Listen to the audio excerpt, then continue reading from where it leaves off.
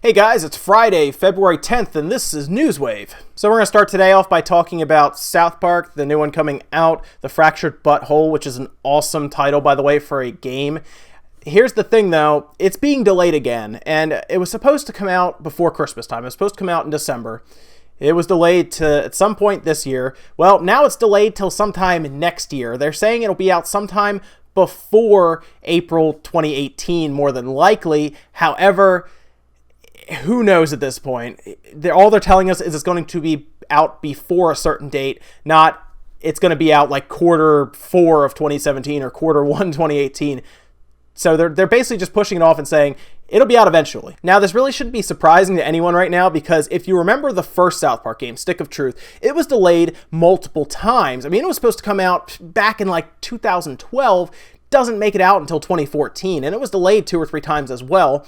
So we're coming up in that quota now, which tells me that yes, it probably will be out 2018 for the new South Park game. I'm not really sure what's pushing this game back. I just don't know. I mean, yes, the game looks just like the show, but it's not like a massively technical looking game. When we got the one Stick of Truth, it looked like the show, but it wasn't like a graphical, spectacle or anything. So I'm not really sure what's pushing this guy back. But either way, I'm sure a lot of people are disappointed. I know I am, because I'd like to play it. But this could also leave room for a possible Switch version, depending on where the Switch is at that time. But currently, it's still just slated for PC, PS4, and Xbox One. And this next bit of news is actually about Snake Pass. And I made a video yesterday about this, so if you want to see more in-depth look at that, check out the video yesterday. But basically what happened was Sumo Digital was on stream, and they decided to show off the Switch version of Snake Pass. While doing so, they went ahead and really put the Switch over. They talked about it being probably a super easy system to port to and develop for,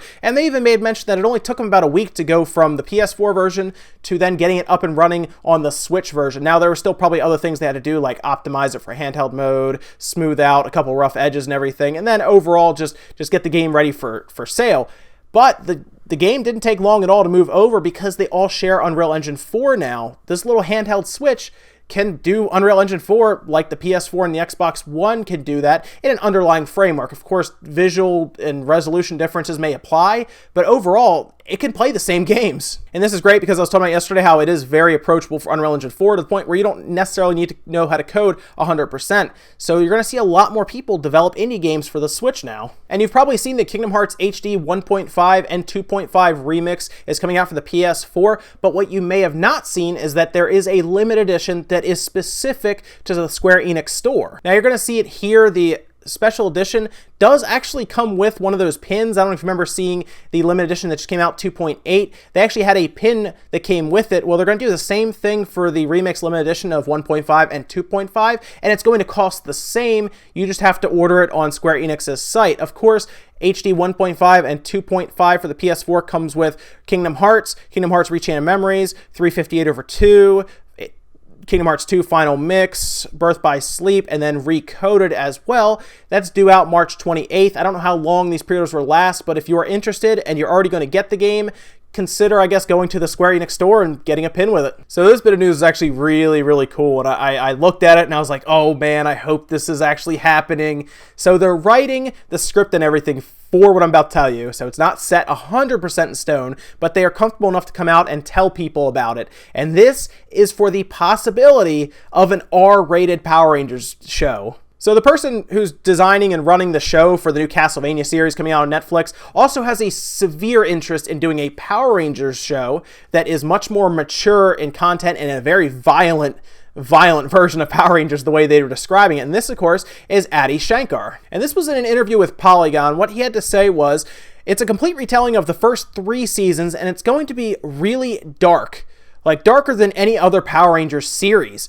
Now, if you don't remember, there was a really cool, like crowdfunded kind of like a big trailer for a Power Rangers show or movie, and it was R-rated. It was on YouTube. It looked great. It was a really cool idea. I don't think anything really came of it, but it was just a really cool proof of concept that people are interested in a much more violent Power Rangers, because we were kids when we saw it at first, obviously. Most of the 90s kids can agree with me. And now we're much older, and I think a lot of us are ready for a more mature and violent Power Rangers show. Not the movie that's coming out, because that doesn't really look like what I'm thinking of, and maybe you guys aren't thinking of either, but it would be really cool to see that. Netflix is a great place for that, I think. Again, most people have Netflix. It's a place you can go to and get away with more compared to the TV, where obviously you can't show certain things, you can't say certain things. Netflix, you can get away with a little more. You can put R-rated stuff on there. So I hope this happens. I'm going to keep an eye on it, and I'll let you guys know if anything else comes up. And during their earnings call today with investors, Activision came out and said that Destiny 2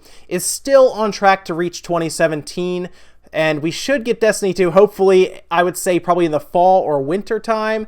And that's good, but then they also went on to say that Call of Duty may be what fans are looking for. Now, if you've already forgotten, a lot of people did not want Infinite Warfare because it goes more futuristic, and I think a lot of people are starting to lose touch with Call of Duty because of this. We're going into like space with laser guns and everything. I think a lot of people miss the old school Call of Duty with, like people say, boots to grounds and everything, and you're running through the minefields, and it's more of a World War II feel than a Space Odyssey feel. So what do? They say Call of Duty is going to take gamers back to the roots of the franchise, which, if you don't remember, Call of Duty started out back in World War during obviously all of the old school shooting and smoke grenades and all kinds of stuff happening from back in the day when it was actual war. And of course, they went on to say that like space setting didn't resonate with fans, and it wasn't the success that they had planned, which is obvious because Call of Duty comes out, always a blockbuster, always a big seller, always pads their stats essentially at the end of the year for investors. And this should be Sledgehammer's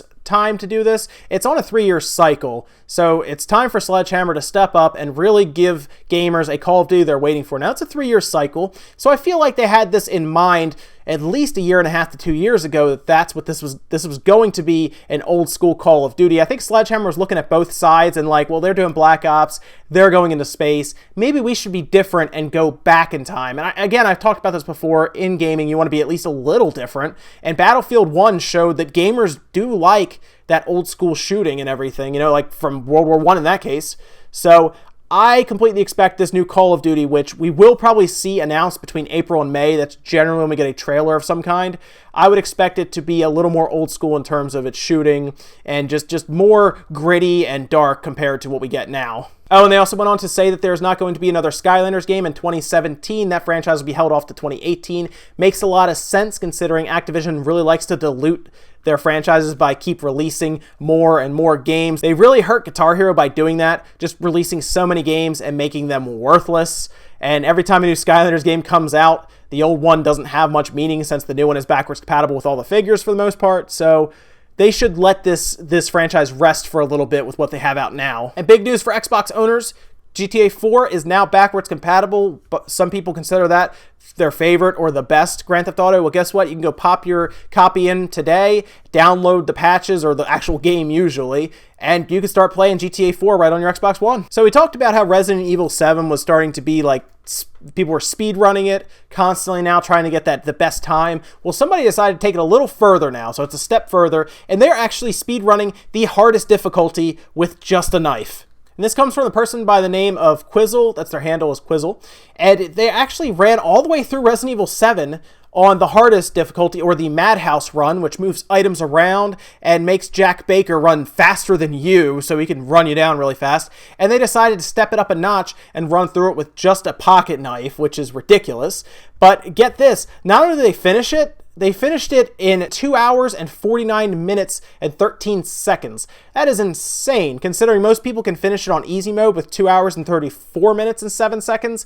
That is fast. And most people go through Madhouse mode, and it takes forever because you're trying to hide from them constantly. You're constantly looking for items because they move them around. This person just rolls through it. Not only that, they're actually working on getting their time down even further. So who knows how much farther this is going to go. It seems like Resident Evil 7 has become a very popular game to speedrun, so don't be surprised if you start seeing times pop up that are less than 2 hours eventually. And the last bit of news comes courtesy of Ubisoft again, and this time they had some interesting things to say about their support for the Switch. So the Ubisoft CEO and board members and everything, obviously they're talking on their earnings call, and they had a few interesting things to say. Namely, they do of course announce that they kind of try to push Just Dance 2017 as a launch title for the system, because that's probably what was ready, that's what they wanted to put on there, and it shows the motion controls and everything. Awesome, sure. I'm sure plenty of people will buy it, but But the big thing that they end up saying, I guess, towards the end of the call is that there are actual titles coming